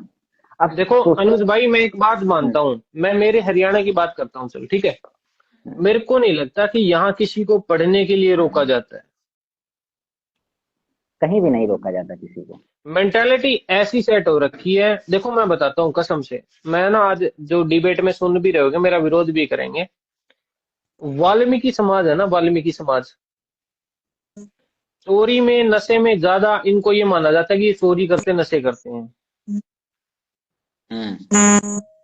चलो, आपको भी ये बात सुनी होगी, कहीं ना कहीं सुनी होगी, क्यों करते हैं? चलो आप इसका मतलब मेरे को आंसर दो कि क्यों सोचते हैं इनके बारे में लोग ऐसा, कि ये लोग इस बात पे ज्यादा फोकस करते हैं। ये सच है, आपा ये नहीं है कि आपा कि यार ये बात दब के बोले, आपा खुल के बोलते हैं जो भी बंदा है, क्योंकि मैंने भी सुनी है। मेरे को लोग कहते हैं कि ये समाज नशे में और चोरी में ज्यादा क्यों आगे रहता है। इस बात का जवाब दे दो एक बार, क्यों रहता है एक बार। आलोक भाई साहब, आप जवाब दोगे इस बात का? हाँ, मैं देता हूँ, कोशिश करता हूँ। प्रैक्टिकली देना, जी भाई जी हाँ जी, ये बात हो जरूर। सकती है। देखिए, दो चीजें हैं। चालू पहली करने चीज की तो बहुत ये है देर कि से कोशिश कर रहे थे, उनको चोरी मैंने करने का, डिस्टर्ब कर दिया। मैं ना, मैं इस बात के लिए मैं ये प्रूफ मानता हूँ कि हाँ सच में इनका नाम आता है। क्यों आता है? या मान लिया ये लोग गलत भी नहीं है, लेकिन फिर भी ये आता कि ये नशे पते में या फिर चिट्टा बेचने में इनका नाम आता है, मेरे आसपास के एरिया में नाम आता है। मैं इसलिए प्रैक्टिकली बात कर रहा हूँ, क्यों आता है। मैं आपके के उत्तर को देने से पहले एक छोटी सी स्टोरी आपको 2 मिनट लगेगा बताना चाहता हूँ। हम्म। एक गुरु थे, उन्होंने अपने एक शिष्य से पूछा कि कभी सोचा है कि सच और झूठ कहाँ से आया? सच और झूठ कहाँ से आया होगा? झूठ बोलने के लिए किसकी जरूरत पड़ी होगी? तो शिष्य ने कहा कि कोई इंसान यूं ही झूठ बोल दिया होगा। तो गुरुजी ने कहा कि नहीं भाई, झूठ बोलने का कुछ तो रीजन होगा। पहले तो इंसान, हर आदमी सच ही बोल रहा होगा, बिल्कुल झूठ आया बिल्कुल कहाँ से? बिल्कुल। तो शिष्य कोई कोई जवाब नहीं दे पाया कि मतलब कि झूठ में कहाँ से आया। तो गुरुजी ने बताया कि झूठ बोलने के लिए दो चीजों की जरूरत पड़ती है। पहली चीज जो जरूरत पड़ती है वो भाषा की जरूरत पड़ती है। आपको भाषा की जरूरत पड़ेगी, या झूठ बोलना है तो आपको लैंग्वेज आनी चाहिए। दूसरी बात, झूठ का जो भौतिक आधार है, मैं हर बात, देखिए कोई भी बात कहने के पीछे का जो भौतिक आधार है उसको खोजने की कोशिश करना चाहिए। हम क्या करते हैं, हम परिणाम देखते हैं और कारण का पता नहीं लगाते हैं। ये समस्याजनक बात है। ये है। तो जब हम ये पता करते हैं कि झूठ आखिर आया कहां से, तो हमारे दिमाग में आता है कि झूठ बोलने का जब पूरा पूरा फिनोमिना है वो कहां से आया होगा। तो ये फिनोमिना आता है प्राइवेट प्रॉपर्टी से, व्यक्तिगत संपत्ति से। व्यक्तिगत संपत्ति क्या होती है? एक, आप इस पूरी कहानी में आपका उत्तर आपको मिल जाएगा। एक दौर था जब इंसान कच्चा मांस खाता था, शिकार करता था, कच्चा मांस खा लेता था, और उसी दौर में वहां उस टाइम ये भी नहीं था कौन सी जाति है या ब्राह्मण है कौन है, सब उससे ही काम चलाते थे। एकदम ठीक बात है। कच्चा मांस खाता था, तो कच्चा मांस खाने का एक ये मामला होता है कि आप कच्चे मांस को इकट्ठा नहीं कर सकते हो। वो खत्म ही हो बिल्कुल जाएगा। आप इकट्ठा करो करो, पहली बात तो मुश्किल से मिलता ही था, और हर इंसान 31-32 साल उसकी जीवन प्रत्याशा थी, लाइफ एक्सपेक्टेंसी थी, मर जाता था। बिल्कुल। कोई कभी किसी जानवर ने मार दिया, कभी किसी बीमारी से मर गया, तो ये सारी चीजें चल रही थी। हाँ फिर धीरे हाँ। धीरे खेती का आविष्कार हुआ, और खेती के आविष्कार के साथ आग का आविष्कार हुआ। जब जो है इंसान पक्का मांस खाने लगा, तो फिर खेती का आविष्कार हुआ। खेती के साथ साथ आविष्कार क्या कहें, खोज कहें। फिर खेती के साथ साथ हस्बेंड्री जिसे कहते हैं, पशुपालन का आविष्कार हुआ, जिसमें गाय भैंस वगैरह धीरे धीरे करके इंसान जुटाने लगा।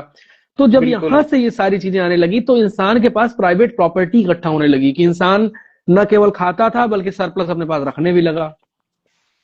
तो यहां से दो चीजें पैदा होती हैं। पहली चीज, जो मैरिज सिस्टम है, जो लोग विवाह पद्धति की, अगर कोई लड़कियां जुड़ी हुई इस लाइफ में, तो उनको वो भी कंसिडर करेंगी कि मैरिज हम्म। सिस्टम में यहाँ ये बात आने लगी कि जब किसी पुरुष को ये लगने लगे कि हमारे पास इतनी गायें हैं, इतनी भैंस है, और हम मर जाएंगे तो हमारे हमारे हमारे बाद कौन किसको मिलेगा ये। क्योंकि बिल्कुल सेक्सुअल रिलेशनशिप जो होते थे वो फ्री होते थे, शादी थी नहीं, जिसके साथ जिसको मन करता था वो सेक्सुअल रिलेशनशिप में जा सकता था। तो पुरुषों ने ये सोचा, बहुत बड़ी आबादी ने, कि भैया हमारे पास संपत्ति आ गई है, अब हम कैसे डिसाइड करें कि हमारे ब्लड में जाए। इसके लिए हमको एक पत्नी डिसाइड करनी पड़ेगी। इस पत्नी के साथ अगर हम सेक्सुअल रिलेशनशिप में जाएंगे, तभी ये बच्चा हमारा होगा, तभी हम कंफर्म कर बिल्कुल पाएंगे कि हमारा ही बच्चा है ये। तो यहां बिल्कुल से बिल्कुल। मैरिज सिस्टम के का मामला आता है, और यहीं से सच और झूठ का भी मामला आता है।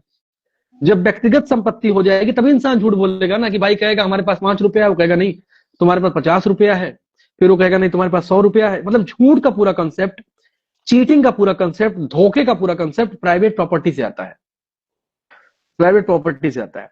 और जो जो जातियां, जो वर्ग लंबे समय से हजारों साल तक जिनके पास प्राइवेट प्रॉपर्टी का हमेशा अभाव था, उनके दिमाग में, उनकी चेतना में हमेशा इस बात की बात आई कि हमारे पास तो ये चीज है ही नहीं। तो जो चोरी का पूरा भौतिक आधार है, चोरी करना आदत नहीं है, चोरी करने का भौतिक आधार है। कोई इंसान जानबूझकर खुश होकर चोरी नहीं करता है, आज भी मैं कह रहा हूं। या हो सकता है फिर उसकी आदत हो जाए तो सबकॉन्शियस माइंड का मामला बन जाए, लेकिन आपको चोरी का भौतिक आधार ढूंढना पड़ेगा कि आखिर चोरी कर रहा है तो उसका रीजन क्या है, मेटलिस्टिक काजेज क्या है। उसकी पीढ़ियां चोरी कर रही तो वो भी चोरी कर रहा है, लेकिन उन पीढ़ियों ने चोरी करना की शुरुआत कैसे की। तो इसका जो पूरा कंसेप्चुअल एनालिसिस है वो ये है कि जो कम्युनिटी लगातार प्राइवेट प्रॉपर्टी से महरूम रही, महरूम उर्दू का वर्ड है जिसका मतलब है कि लेस, जिसके पास ना हो, तो वो कम्युनिटी हमेशा इस बात की फिराक में रहेगी कि कैसे करके कुछ ना कुछ तो हो जाए मेरे पास। और उसके दिमाग में एक रिएक्शन भी रहेगा समाज के लिए, एक बदले की भावना भी रहेगी। भले वो बदले की भावना प्रत्यक्षता वो नहीं कह पा रहा है, लेकिन उसके अंदर रहेगा कि भाई इस कम्युनिटी ने हमारे साथ ये किया है, हम इसका कुछ ना कुछ नुकसान तो करेंगे ही। बिल्कुल बिल्कुल। बच्चे को कोई बड़ा 3-4 थप्पड़ मारता है तो बच्चा दांत से काट लेता है, वो नहीं जीत पाता उससे तो दांत से काट लेता है, उसको लगता है यार थोड़ा सा नुकसान कर दूं इसका, कम से कम ये तो मुझे मार के ठीक कर दिया। सेम ये चीज जो है आपको सोसाइटल नॉर्म्स पे देखने को मिलती है। तो ये मेरा कहने का मतलब है। हाँ, तो मेटलिस्टिक जो बेसिस है, वो मेटलिस्टिक बेसिस डिसाइड करती है कि कौन कम्युनिटी कैसा बिहेव करती है। और दूसरी बात, ये सी कम्युनिटी की बात नहीं, ठेके की बात मैं बताऊं तो इलाहाबाद में हमारे सवर्ण समाज में हर जगह ठेका है, हर गली में ठेका है। एक बात और मैं कहूंगा कि जहां तक ठेके की बात है, देखिए ठेके के भी अपने क्लास हैं। एक फिलोसफर हुए, उन्होंने कहा कि हिंदुस्तान में 2 तरह की चीजें होती हैं, एक ट्रेने और एक ठेके का स्तर, दोनों दिखा देता है कि किसकी कितनी औकात है। फर्स्ट डिब्बे में चलने वाला द कैपिटल पढ़ता है, कार्ल मार्क्स की किताब, सेकंड डिब्बे में चलने वाला गोदान पढ़ता है, और थर्ड डिब्बे में चलने वाला सरस सलीट पढ़ता है। पहले के जमाने की बात थी, किसी ने लिखा था। पर और ठेके में, आलोक सर मेरी ठेके में बात तो सेम यही सुने चीज एक बार। लागू होती है। पर आलोक हाँ सर मेरी बताइए। बात सुनो। नशे पते में सबसे ज्यादा अगर बात आती है ना, SC ST की बात आती है, जो ये वाल्मीकि समाज है, जो SC ST समाज है, इसकी बात क्यों आती है? हमेशा मेरे को सुनने को मिलती है ये बात कि सबसे ज्यादा अगर। हाँ बताओ बताओ। वो इसीलिए आती है कि जो समाज लंबे समय से उत्पीड़न का शिकार रहेगा, वो अपने रेमेडी, अपने आप को खुश करने के लिए, अपने आप को रिलैक्स करने के लिए कुछ ऐसा करेगा, और वो चीज लगातार उनकी पीढ़ियों से उनके पास आई है। आप सोचिए कि, हाँ आप बोल दीजिए, कुछ कहना चाह रहे हैं आप।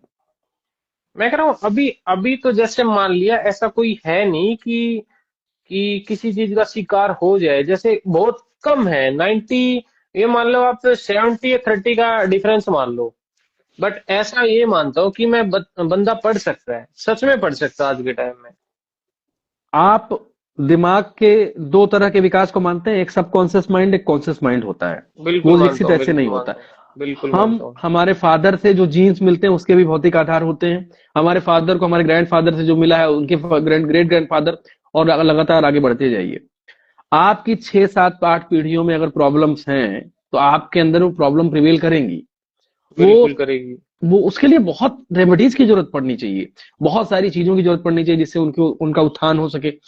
वही जो कम्युनिटी, आपकी कम्युनिटी, आप अपने यहाँ बात कर रहे हैं, उन्हीं के एक बच्चे को पैदा होते ही किसी ठीक ठाक घर में दिल्ली ले जाकर छोड़ दीजिए तो वो बच्चा अलग होगा। बिल्कुल होगा वो। और अलग होगा तो क्या आपकी कम्युनिटी दोषी है? इसका मतलब क्या है? बिल्कुल बिल्कुल बिल्कुल इसका बिल्कुल मतलब उस वातावरण में प्रॉब्लम है। बिल्कुल बिल्कुल बिल्कुल। तो ये ये तो समस्या है, आसपास दो का इन्वायरमेंट दो मैटर चार करता है। 2 4 दिन में सॉल्व नहीं होगी। और हम जैसे आप जैसे लोग गालियां खाते रहेंगे, लेकिन हम अपना प्रयास जारी रखेंगे। बिल्कुल हमें बहुत बिल्कुल, गालियां टाइम पड़ने लगेगा इन वाली हैं, चीजों में। हमको बहुत लोग नफरत करने वाले हैं, लेकिन इससे कोई डरने की जरूरत नहीं है।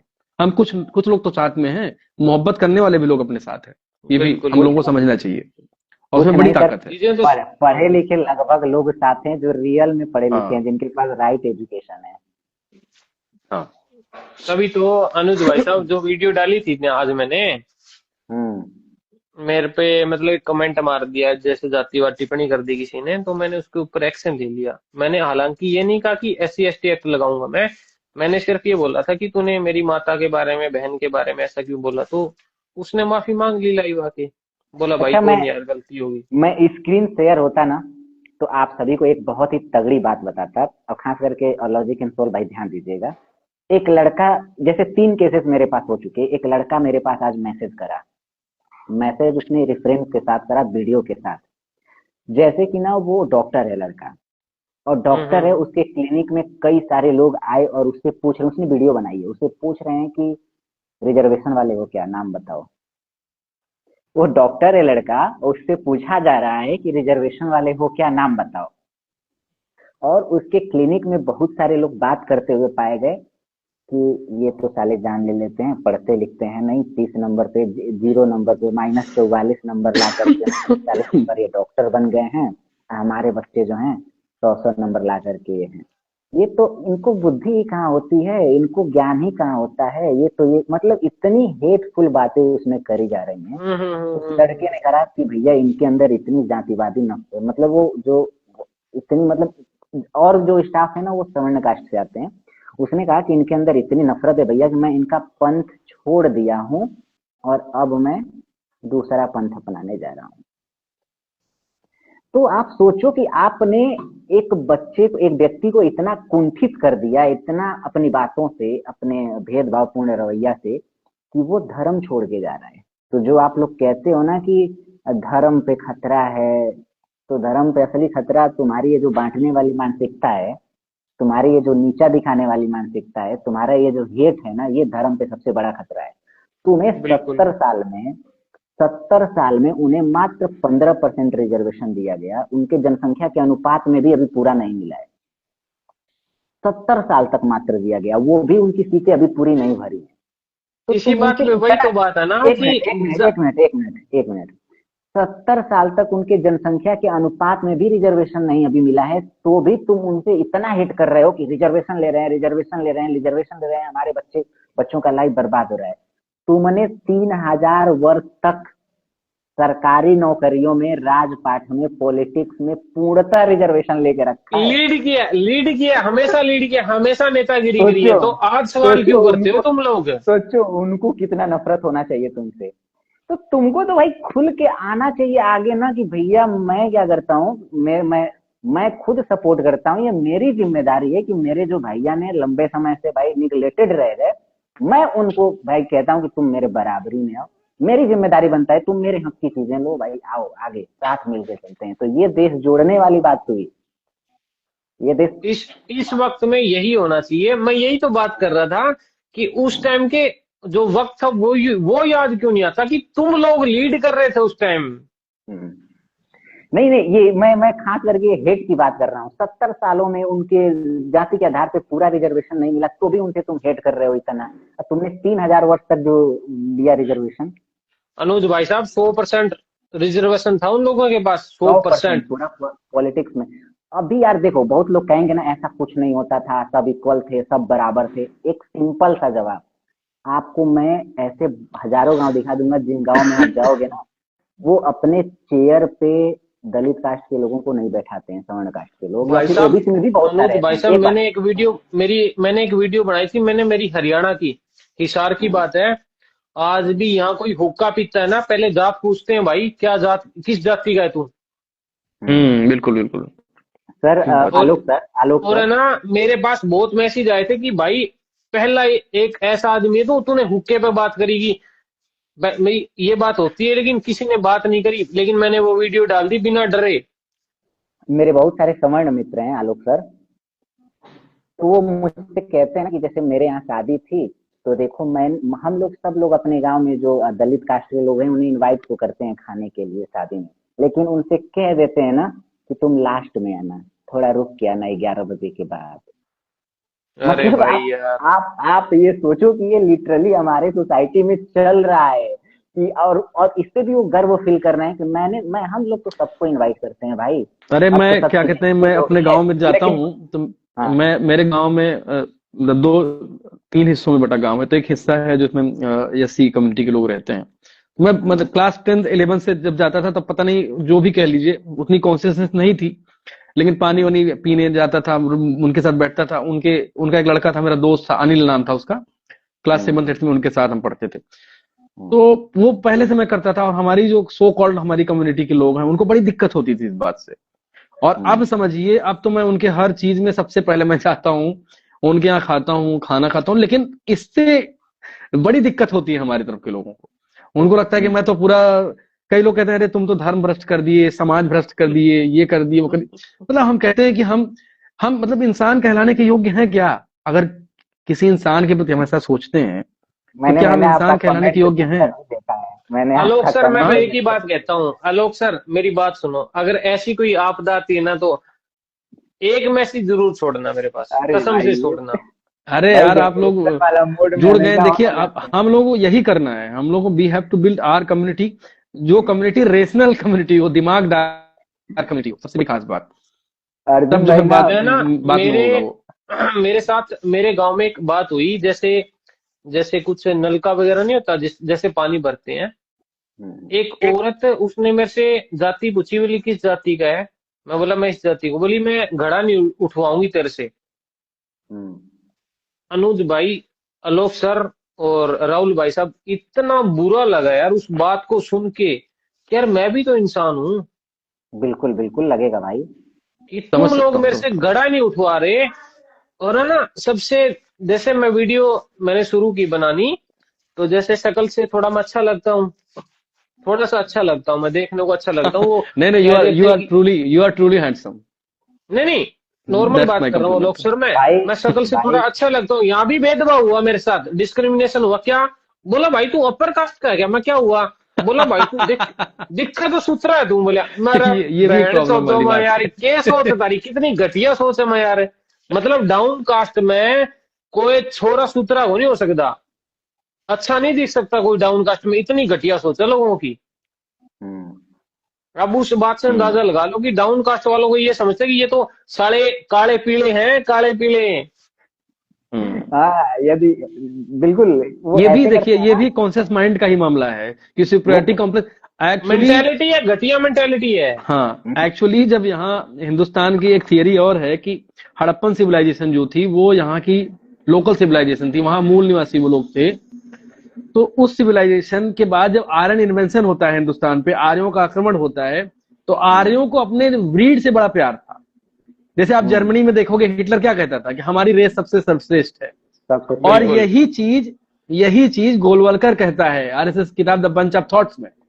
द बंच ऑफ थॉट्स में आरएसएस का जो मतलब सरसंघचालक था, द्वितीय सरसंघचालक, सेकंड, जिसको पूज्य गुरुजी कहते हैं, अपने प्रधानमंत्री जी जो मतलब पीएम साहब हैं, वो पूज्य गुरुजी कहते हैं उसको, गोलवलकर को। गोलवलकर अपनी किताब में लिखता है कि हिंदू हिंदू कम्युनिटी की रेस जो है प्योर है, और हमको उसी रास्तों को फॉलो करना है जिस रास्ते को नाजी जर्मनी फॉलो कर रहा था। मैं ये मैसेज खासकर ओबीसी और एससी एसटी कम्युनिटीज के लोग जो जुड़े हैं उनको जरूर देना चाहता हूं कि आरएसएस से खतरनाक और कोई नहीं है। आरएसएस इस देश का सबसे खतरनाक ऑर्गेनाइजेशन है। अनुज भाई ऐसे मत करिए, और मतलब इसमें हमारा समर्थन करिए इस मामले में आप। अनुज और भाई आरएसएस से तो नहीं है। नहीं नहीं, हाँ, आरएसएस लगता तो से नहीं है है। नहीं, लेकिन आप तो ऐसे जोड़ रहे हैं कि मैं भाई उस एक मिनट बंदे समाज नहीं से नहीं, हूँ। मेरी बात थोड़ा कंप्लीट। आरएसएस तो आरएसएस के अनुज मेरे भाई, बहुत अनुज सारे भाई प्लीज, फ्रेंड हैं। अनुज भाई 2 मिनट टाइम दे दीजिए, 2 मिनट टाइम दीजिए, उसके बाद आप ही बोलिएगा। तो आरएसएस इस पूरे देश का एक जहर ऑर्गेनाइजेशन है, और आरएसएस के द्वितीय संचालक एमएस गोलवलकर अपनी किताब द बंच ऑफ थॉट्स में साफ तौर पर लिखते हैं कि हम उसी रास्तों को फॉलो करेंगे जिस रास्ते को हिटलर ने फॉलो किया था, क्योंकि वो मानता था कि आर्य नस्ल श्रेष्ठ है। अब मैं आता हूं यहाँ पे, आर्य जब हिंदुस्तान आते हैं तो उनको लगता है, जैसे वर्ण, जो वर्ण है, वर्ण का मतलब कलर ही होता है, वर्ण का सही जो मीनिंग है कलर होता है। उनको लगता था कि हिंदुस्तान के जो सो कॉल्ड कम्युनिटी के लोग हैं वो हमसे न छू जाएं, हमारे साथ उनका जो है रिलेशनशिप न हो जाएंगे। उनको लगता था हमारी प्योर चीजें ही होंगी, हम प्योर तरीके से ही रिलेशनशिप में आएंगे। और तो मतलब ये डिस्क्रिमिनेशन एक सुपरियरिटी कॉम्प्लेक्स का डिस्क्रिमिनेशन है हमारे दिमाग में, कि जो सुंदर होगा वो सवर्ण होगा, जो काला होगा वो एससी कम्युनिटी का होगा। ये सब चीजें जो है, ये थियरीज अपने ही सिद्धांतों को जस्टिफाई करने के लिए बनाई गई थियरीज हैं। हमारे यहाँ कई सारे दोहे भी चलते हैं घटिया घटिया किस्म के, आलोक सर, मैं उसको कह नहीं पाऊंगा लाइव में। तो आलोक सर, मतलब हाँ, जैसे आप जो दोहे के उसकी बात करेंगे, जैसे आरएसएस से जो मेरा पॉइंट ऑफ व्यू है, मैं उसको थोड़ा बताना चाहता हूँ। देखिए, एक देख समय लेना था, भाई, अनुज नहीं भाई नहीं, सोच समझ के बोलिए बोलना बोलिए, थोड़ा। लेकिन अनुज भाई जो भी बोलिएगा उसके काउंटर को फिर आप स्वीकार करने के लिए तैयार रहिएगा। बिल्कुल आप बिल्कुल बोलिए। बिल्कुल, बिल्कुल, हमारे यहाँ क्योंकि सभी हाँ को विरोध करने का सबको हक है, विचार बिल्कुल रखने का सबको हक है। बिल्कुल यार, यही तो प्रेम है, यही तो आगे बढ़ाएगा हमारे देश को हाँ बिल्कुल हाँ आगे। हाँ, बिल्कुल बोलिए बिल्कुल। बोलिए अनुज भाई, बोलिए बोलिए। जहां तक आरएसएस के बारे में मेरा विचार, मैं भी लंबे समय तक आरएसएस को लेकर के एक मन में होता था, हेट, कंफ्यूजन की भावना रहती थी। फिर मैंने आरएसएस को बहुत ही गहराई से देखा, तो मुझे ऐसा लगा कि आरएसएस जो है वर्तमान में अपने अंदर सकारात्मक परिवर्तन कर रहा है। वर्तमान में कैसे? सकारात्मक परिवर्तन, जैसे कि अब आरएसएस में महिलाओं को भी शामिल करने की बात हो रही है, किया जा रहा है महिलाओं को शामिल। अभी तक आरएसएस महिलाओं को कहाँ शामिल किया जा रहा है, कहाँ शामिल किया जा रहा है, किस ऑर्गेनाइजेशन में, आरएसएस किस ऑर्गेनाइजेशन में, किस नहीं ऑर्गेनाइजेशन नहीं, में? आकाश सर पूरी बात सुनो एक एक बार, मिनट, बताओ बताओ अनुज भाई एक बात मिनट, सुनाओ। एक मिनट, हाँ हाँ, मैं बताइए मोहन बताइए। भागवत ये जी से देखो, आपको एक मुझे एक मिनट दीजिएगा। आरएसएस में जो महिलाएं जुड़ रही हैं वो ये है। आप मेरी बहन हो, सीधी बात। रिधि शर्मा, रिधि शर्मा। अच्छा यार, इसको देखा है मैंने, ये इसका नाम मुझे नहीं याद था। ये आलोक है सर, मैं आरएसएस ना का। कसम से ये सामने होती ना मेरे को, कसम से सर फोड़ देता मैं इस भैया लड़की का, कसम से सर फोड़ देता मैं। इसकी इतनी भैया घटिया और चूतिया बात होती है ना, कसम से मैं सर फोड़ देता इस लड़की का। भाई, नहीं नहीं, ये अनुज भाई, लड़की अनुज भाई, ये अनुज भाई लड़की बोलिए आप, गांधी जी अनुज भाई को बोलिए, गाली अनुज भाई देती बोलिए है। आप, एक मिनट, अनुज भाई आप बोलिए, हाँ अनुज भाई हाँ, आप मैं बोलिए, ये कह रहा था, आप बोलिए। रुकिए एक मिनट अनुज ठीक है, भाई, मैं 1 मिनट में आता हूँ, बस 1 मिनट। आइए। कमेंट नहीं, केजीएस आईएएस पीवाईजी का कमेंट ही देख लो आप उस लड़की के लिए। अनुज भैया एक और सकारात्मक पक्ष दूंगा आपको, ऐसी हाँ, लड़की। बिल्कुल। नहीं नहीं, वो आप जानता हूँ बोलिए, आप मैं किसको। अनुज भाई आपके पॉइंट को मैं नोट भी कर ले रहा हूँ, जिससे मैं पॉइंट वाइज आपको जो है उसका वो कर पाऊँ। आप बोलिए। अब मैं जैसे बता रहा हूँ, देखो भाई, कोई भी किसी भी महिला के विषय में, किसी भी पुरुष के विषय में गाली गलौज का प्रयोग ना करे। हाँ, पढ़े लिखे लोग बनो सबके सब, ठीक है। विरोध हो, लेकिन विरोध एक तहजीब में रह के। तो हाँ मैं बताइए। एक चीज बिल्कुल कहना चाहता बिल्कुल, हूँ नहीं आप लोगों बकेंगे, को। पक्का नहीं बकूंगा भाई, पक्का नहीं बकूंगा। हाँ, नहीं नहीं, आप नहीं कह रहा हूँ भैया, आप तो पर कंट्रोल भाई में। अनुज एक बात, ये बात याद रख लो, हमारे हम्म, इधर किसी भी बंदे को ये लड़की गलत बोलती है भाई, हम्म। कहते हैं चल हम रिस्पेक्ट करते, फिर उसके बाद फिर आउट ऑफ रिस्पेक्ट हो जाती है ना, फिर हम नहीं छोड़ेंगे हाँ, भाई। अब मैं बता रहा हूँ, मैं अपनी बातें पहले कंप्लीट कर लूँ। मैं वर्तमान में इस लड़की को मैंने ना 3 रोस्ट मारे हैं, और तीनों मेरे वायरल वीडियोस गए हैं इस लड़की को। यही नहीं है, इसके अलावा और भी लड़कियां हैं भाई, ये गांधी जी को गाली देती हैं, ये अम्बेडकर साहब को गाली देती हैं, ये एक कम्युनिटी के खिलाफ सीधा सीधा उसको बाइकआउट करने की बात करती हैं। अरे भाई मैं अरे भाई, मैं सच बताऊं, शक्ल देख के लगता है कि यार किस मनहूस की शक्ल देखी मैंने, ऐसा मतलब एक शक्ल से ही घृणा होती है ना, वो जलन टाइप का। अब जैसे आप देख रहे थे ना, अरे भाई अनुज इसने एक बात बोली, मेरी बात सुन पहले, बात तो सुनो पहले। बोला वो नीला नीला कबूतर कहाँ गया तुम्हारा चंद्रशेखर आजाद, ले आओ ना उसको। बिल्कुल बिल्कुल भाई साहब इसको मैं जान से मार देता, कसम से मार देता भाई। भाई भाई मैं ना जेल काट लेता, मैं मर ही जाता।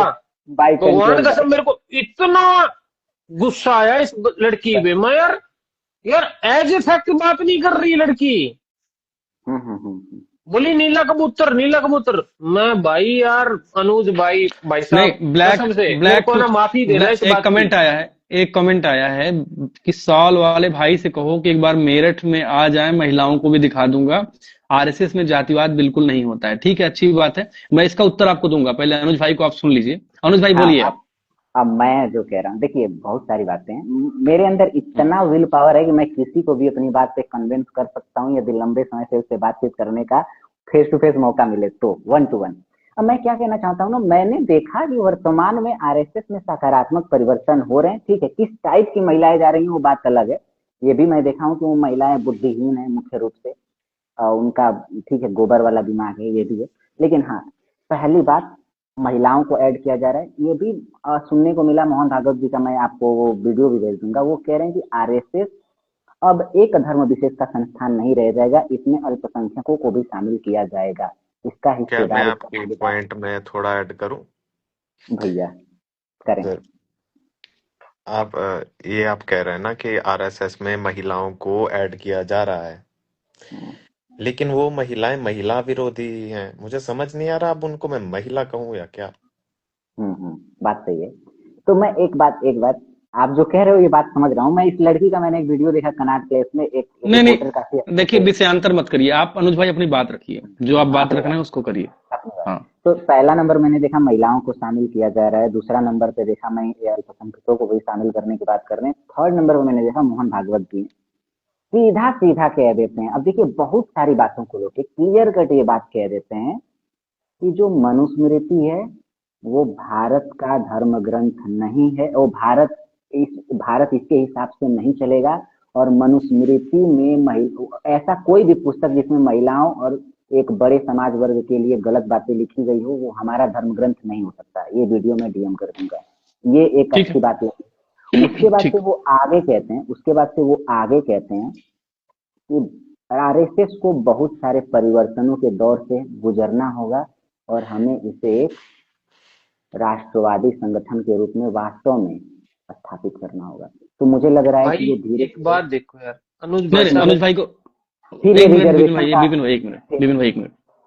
फिर ये रिजर्वेशन का समर्थन करते हैं कि अभी मोहन भागवत जी ने हाल ही में कहा कि जब तक रिजर्वेशन स्वयं से रिजर्व कैटेगरी न छोड़ दे तब तक रिजर्वेशन इस देश में रहेगा। मतलब जब तक रिजर्व कैटेगरी को लगेगा कि रिजर्वेशन उसकी जरूरत है तब तक रहेगा ये रिजर्वेशन, तब तक उससे आंच नहीं आ सकती। तो मुझे लग रहा है कि इस तरीके के जो स्टेटमेंट हैं, जो देश में समरसता की बात कर रहे हैं, जो साथ में सबको जोड़ने की बात कर रहे हैं, मैं भी ये मानता हूँ। मैंने भी पढ़ा है कि भाई सरदार पटेल ने बैन लगाते हुए कहा था कि आरएसएस देश में जहर घोलने का काम कर रही है, बैन लगाते हुए कहा था। मैंने इन सब चीजों को पढ़ा है, मैं मानता भी था। मैंने मानता था कि भाई आरएसएस गांधीवादी विचारधारा के खिलाफ विचारधारा को खड़ा कर, गांधी के खिलाफ नफरत को प्रमोट करने में आरएसएस का एक बड़ा हाथ रहा है। अभी तक आरएसएस के लोगों ने दयानंद जी का विरोध किया, स्वामी विवेकानंद जी का विरोध किया, ईश्वर चंद्र विद्यासागर का विरोध किया। मैं इस बात को करता हूँ। हाँ, 4 पॉइंट आपने रखे हैं, इन 4 पॉइंट हम चारों पॉइंट पे बात कर लेते हैं, फिर अपनी बात रखिएगा। इन 4 पॉइंट को बात करने से पहले मैं एक छोटी सी लाइन कहूंगा। गोरख पांडे एक हमारे कवि हुए गोरखपुर से, उन्होंने कहा था कि तय करो किस ओर हो तुम, आदमी हो कि आदमखोर हो तुम। मतलब यू हैव टू डिसाइड किधर जाना है, इधर जाना है कि इधर जाना है। पहली चीज, शुरुआत यहां से है। आपने कहा कि आरएसएस में एक सकारात्मक परिवर्तन हो रहा है और आरएसएस में महिलाएं संगठन का हिस्सा हैं।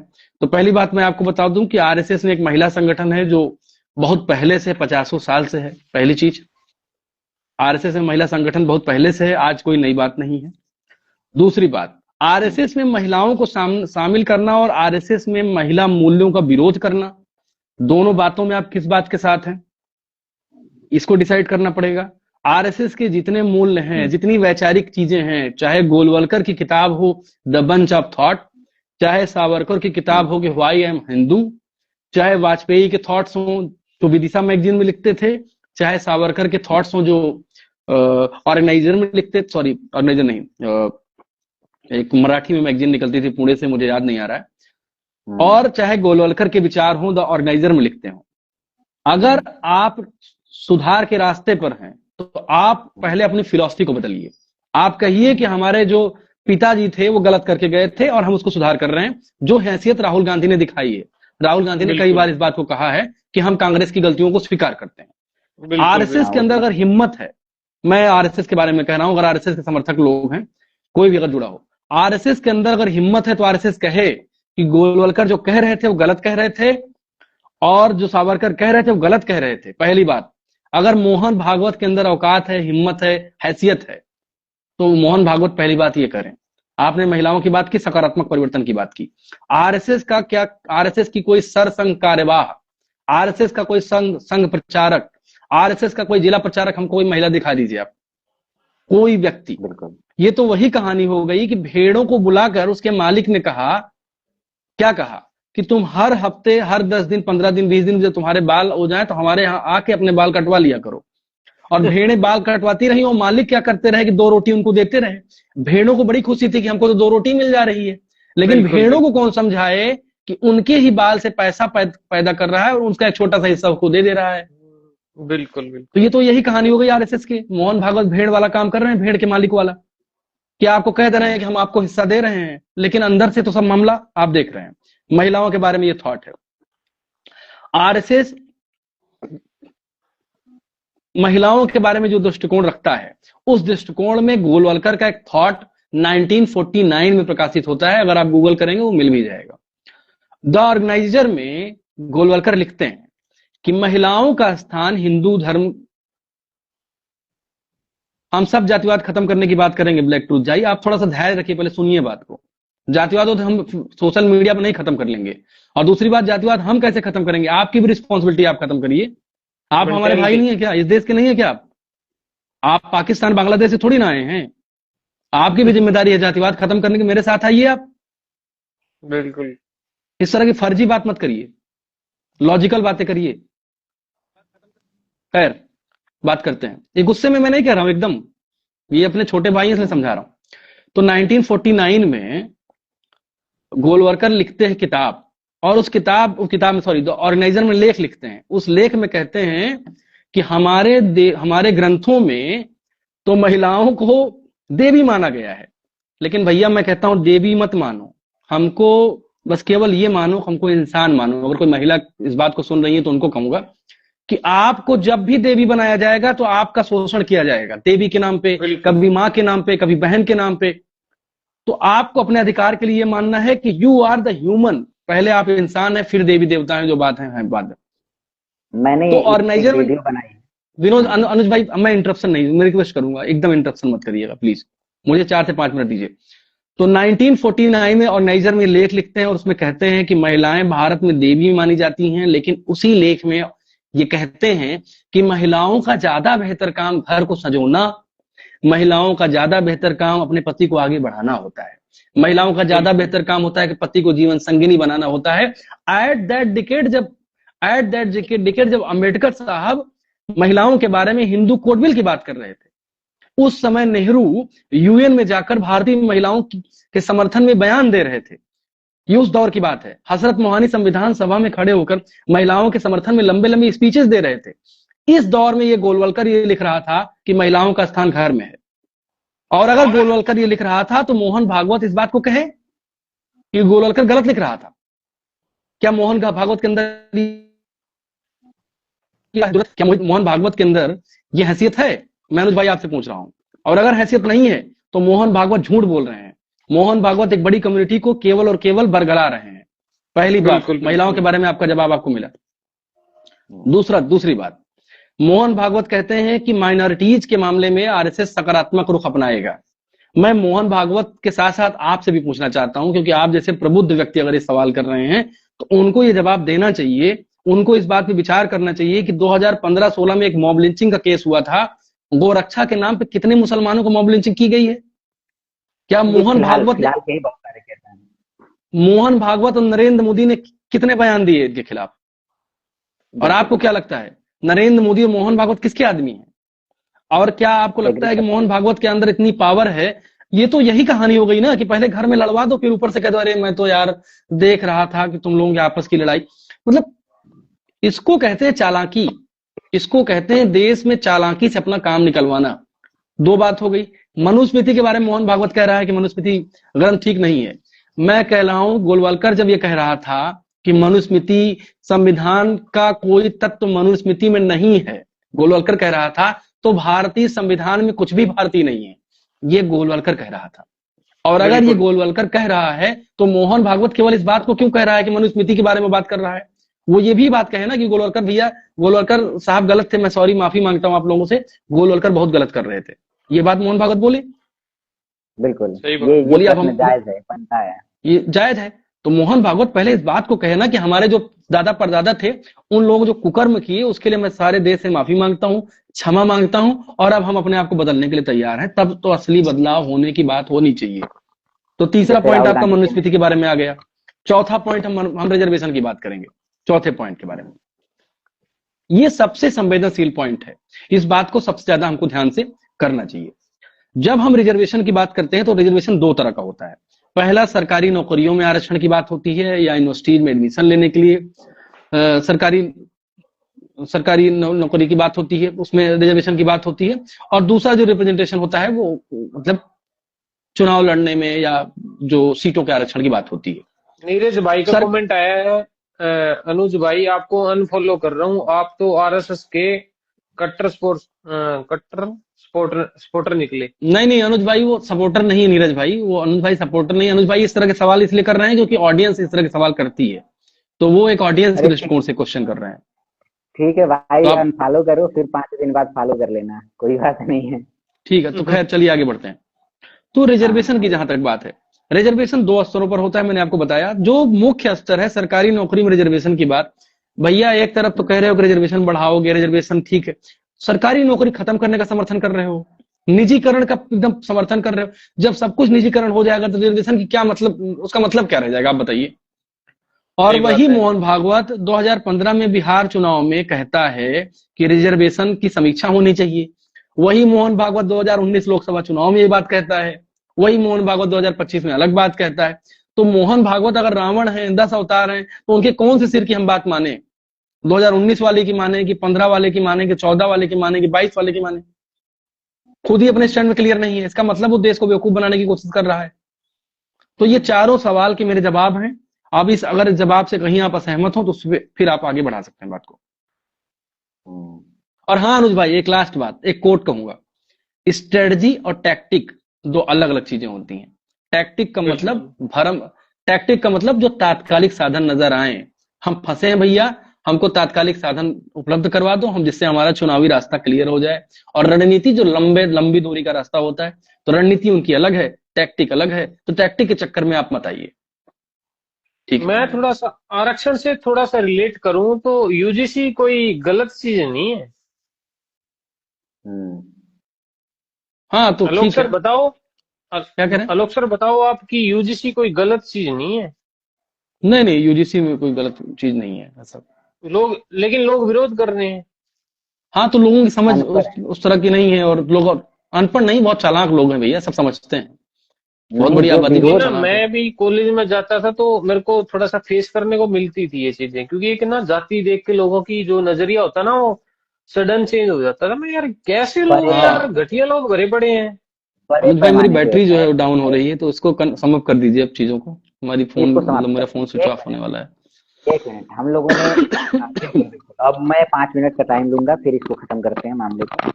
इसमें हाँ मुख्य रूप से बोलिए। यूजीसी पे बात हुई थी, तो और आरएसएस के जो पर्सपेक्टिव है उस पे बात हुई थी। दो टॉपिक हम लोगों ने लंबे समय तक इसे देखा। यूजीसी पे मैं बात करूंगा फिर से। यूजीसी में प्यारे बच्चों, प्यारे साथियों, प्यारे मेरे भाइयों और बहनों, जो लोग भी देख रहे हो, इतना याद रखो, 7 प्रकार के डिस्क्रिमिनेशन को रोकने की बात करी गई है।